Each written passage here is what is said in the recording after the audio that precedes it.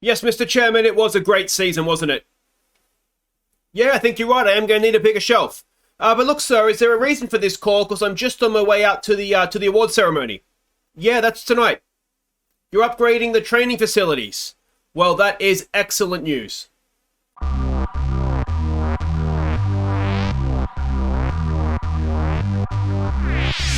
Ladies and gentlemen, it's the Northern Irish champion H&W Welders End of Season Awards! Thank you, everybody! Thank you! Thank you so much! Oh, sing it loud, sing it proud, everybody. There we go. And we got there eventually, didn't we? Thank you, everybody, and welcome to the End of Season Awards. This evening, sure to be an evening with Aaron McDade, I am anticipating. But it wasn't just Aaron McDade this season. Somebody had to pass him the ball. And the boys did that really, really well. And, well, I think the best way to begin the evening is by giving them a big, hearty round of applause. They've won the league domestically, and they've made their mark in Europe. Wonderful season, boys. Wonderful stuff. The first award this evening is the Golden Pen, awarded to this season's signing of the year. And, well, we always have a few good signings, don't we? And I don't think this season's any exception. But the winner, he cost us about 16 grand, I think it was in the end, from Lazio. He's our new goalkeeper, Andrea Zanetti. Look, mate, when you play for this club, your name's said how I say it. You're just going to have to embrace it, mate. All right, the next award is the golden card for this season's worst disciplined player. And, well, this guy has defended his trophy from last year, so a big congratulations for that. 10 yellow cards. I don't think we'll see him again next season, but you never know. The golden card goes to Billy Gribben. The next award is the Golden Bullseye, awarded to the player with the best pass completion. And again, we have somebody defending the trophy from last season. He's upped his pass completion, though, with a 92% pass completion. That is very, very impressive indeed. The winner is the centre-back, Curtis Coyle. The next award is the Golden Spoon, awarded to the man who feeds the strikers, the player with the most assists. And would you believe it is yet again a defence of the trophy from last season. So a massive congratulations, 22 assists. It's a new club record. The winner is everybody's second favourite Australian, Napoleon. Mate, I was here before you and I'll be here after you as well. I'm the favourite, trust me. Alright, the next award is the Golden Anchor, awarded to the player that we can rely on, the man with the highest average match rating. And, well, to be honest, I'm shocked we haven't seen this guy up here already this evening. But with an average match rating of 7.73, the winner is... it's Aaron McDade. The next award comes from the medical department. It is the Golden Cross, awarded to this season's most injured player. And, well, this guy, I really was expecting a big thing from him this season. And, unfortunately, he lost quite a bit of it to injury. So, with 36% of the season missed, the Golden Cross goes to Anthony Armstrong.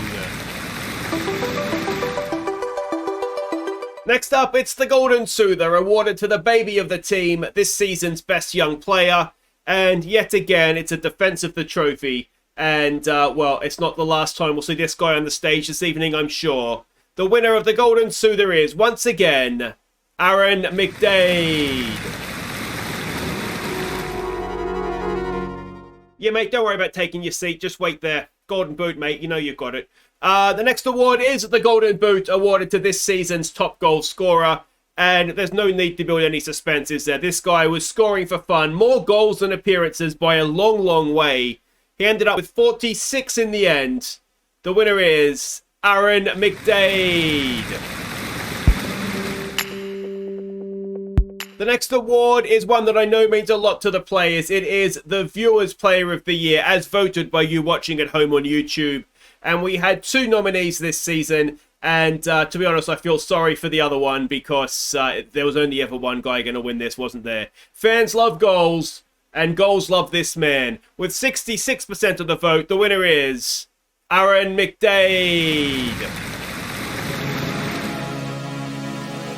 Now, before we get to announcing this season's Player of the Year, we do need to take a minute to acknowledge the Team of the Season. So if you just direct your eyes up to the board, you can see that the goalkeeper is Jidda.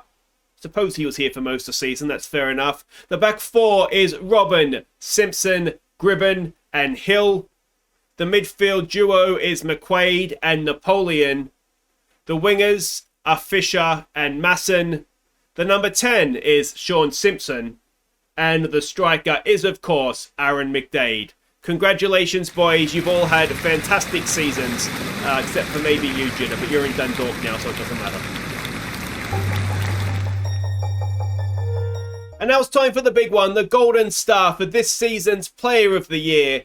And, well, usually it's the goalkeeper that wins it at this club, not this season. It went to a player at the other end. And it's going to surprise absolutely nobody that the Golden Star this season goes to Aaron McDade.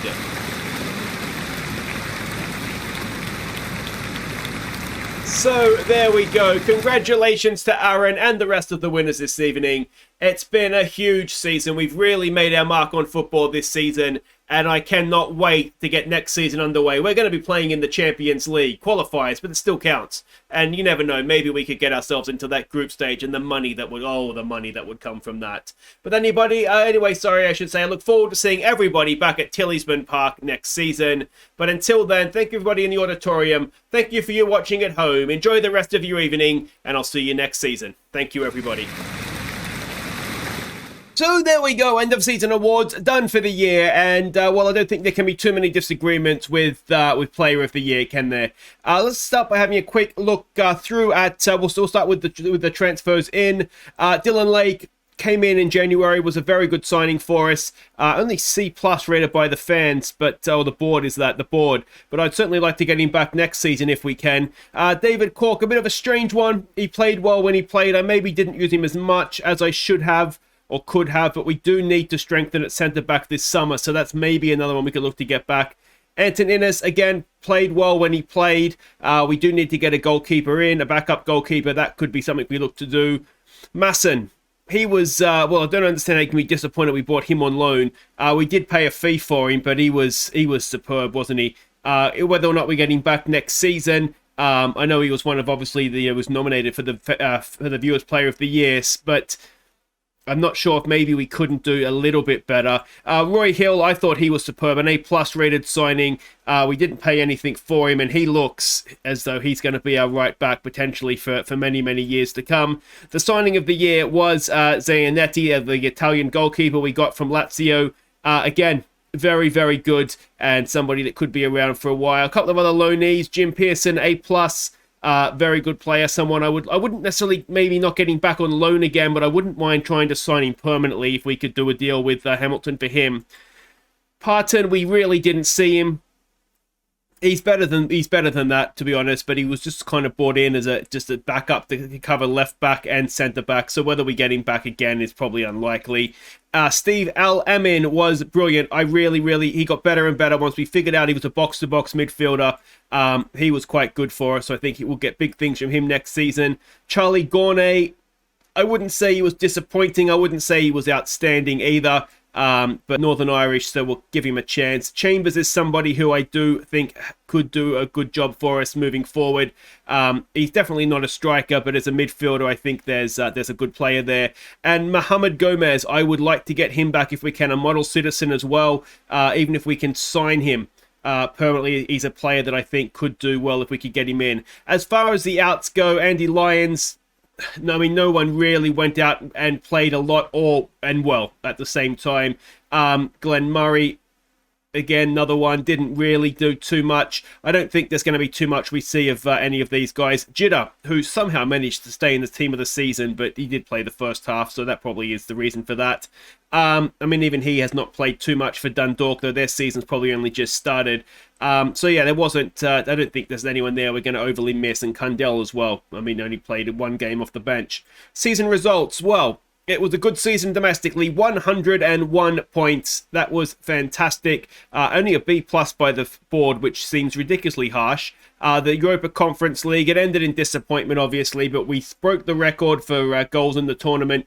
And it's just a shame. We were just outclassed in the end there, weren't we, by Valencia? But otherwise, a very good Europa League campaign. The Peaky Blinders Cup was a disappointment. Knocked out, albeit away to Larne 1-0. So there's definitely, there's caveats to it, but we would have liked to have gone further than that, and the board weren't particularly happy, were they? And the League Cup, we got knocked out again by Larne, again away from home, and we don't particularly, we weren't bothered, are we? We reached the semi-finals. Wow, Larne knocked us out of everything, didn't they? That had skipped by me. No one particularly cared about it, so it doesn't really matter. And the Tunnocks Caramel Wafer Cup, football's most delicious trophy, we won it. So that was a nice little debut appearance in that, and we really did win it at a canter, 5-0 in both the semi-final and the final. Moments to remember, there was a massive win against Ballina Millard. That was the biggest win of the season. The match to remember, well, I think there's some other ones, but that's obviously a decent score. And it featured our goal of the season as given by the game as well. We'll come back to goal of the season in just a second. The finances, we have just spent quite a bit of cash on updating facilities. I'll catch you up on that in just a second. But yeah, the reputation, we're now a 2-star reputation club. Everything is on the up. And so that is good news. Team of the year, I'm not really sure how Mr. X-Ray Vision, Sean Simpson, has got in there. But other than that, as I said, Jitter maybe is quite lucky to be there as well. But yeah, otherwise it's Davidson, you'd be annoyed, wouldn't you? He had a good year, but just got outdone by McDade. So this is a review of all the awards. We can see them there. McDade, Player of the Year, Young Player of the Year. Zanetti was Signing of the Year. We'll come back to Goal of the Season in a second. McDade was top goal scorer. Napoleon, 22 assists. He's a star for us as well. McDade, you don't give out Man of the Match awards, but he won most of that as well as the highest average match rating. And William McQuaid, 57 passes per 90 minutes is the best this season. So that's just shows he does well in there for us, McQuaid.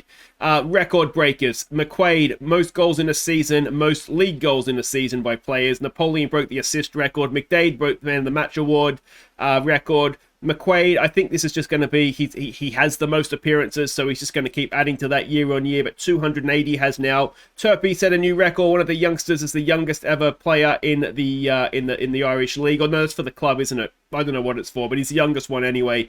And fastest goal by Rory King, 10 seconds. Well done to him. And we didn't unfortunately have any other competition awards there. So history in the making. We have finally won the league.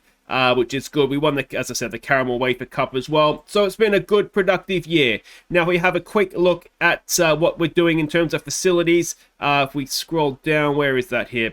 We can see there. So it's going 1.8 million for the senior facilities and 1.6 for the youth facilities. Now finances, that does give them a little bit of a hit, doesn't it? Down to 2 million. We're going to be guaranteed at least $500,000 in transfer budget for next season.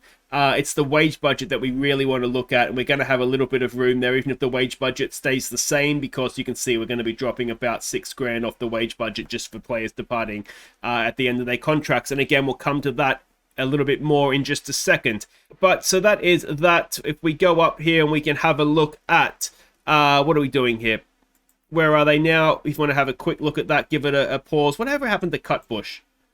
He's retired. He must be going to run his beauty empire. So what else have we got here? So XG, we did outdo our XG. We massively outdid our expected points.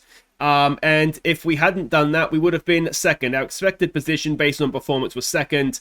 We won it, and we won it at a canter. Aggressive and clinical, and quiet and impenetrable. That's not a bad place to be in terms of attack and defense, is it?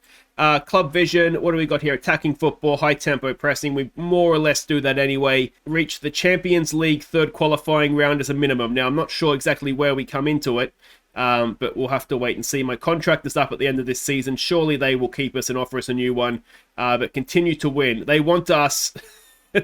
They expect us to win now, so that's a lot of pressure. I mean, Linfield and or Larne, maybe to a lesser extent now, are still very, very good. Now, we know that Cargbo is leaving, McCulloch is leaving, So that's just going to leave McQuaid as a team leader for next season. We've got plenty of highly influential players, and I'd like to try and keep the guys that are sort of our first team players. I want to try and build a core of a squad, so hopefully we'll replace these two team leaders when they do depart. End of season team meeting, we'll do that off camera. New season team report, we can have a look more at that ahead of next episode's summer transfer special. Yeah, but we can see their through balls and in the last 50 come from just outside the area. So we'll have to, that's more of a tactical thing, isn't it? But yeah, we'll, as I said, we'll work on that ahead of the new season. The injury report there for the season, we gave it to Armstrong, the Golden Cross, just because Hull wouldn't have played anyway. And there was more injuries for Armstrong, so, a little bit more dedication. Season, they'll come back 24th, so they've got about a month and a half off. And, well, let's not relive that, because that was disappointing. So, ahead of the new season, let's have a look and see what everybody did this year. Now, in terms of games played, Fred Simpson is, he was right up there, as was Napoleon, Fisher, and you can see everybody there. A lot of people played a lot of games, and if we go down to the people that didn't play, now Turpey's obviously just coming to the club through the youth academy. Hull will be leaving. Connolly is a backup goalkeeper. Sheedy, I think, is leaving. Ekezian will be staying.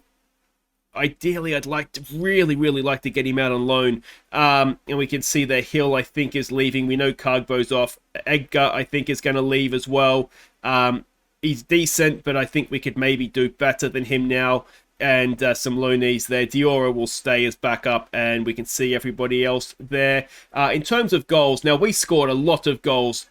And as I said earlier, I mean, Davidson, any other season, 31 goals in 32 starts would be an absolute star. But McDade was just different class. Fisher had a sensational season with 23 playing as a winger. Masson and King as well, right up there in the goals. Napoleon got to double figures as well.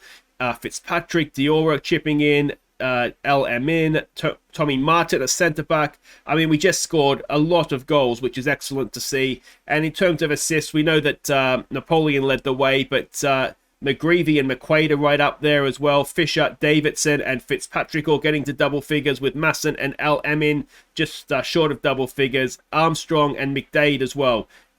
Putting in some decent numbers. So, I mean, so many goals. Really good to see. And average match ratings, well, McDade was obviously the star. Napoleon wasn't far off. Fisher, Davidson, Coyle, who just does well for us.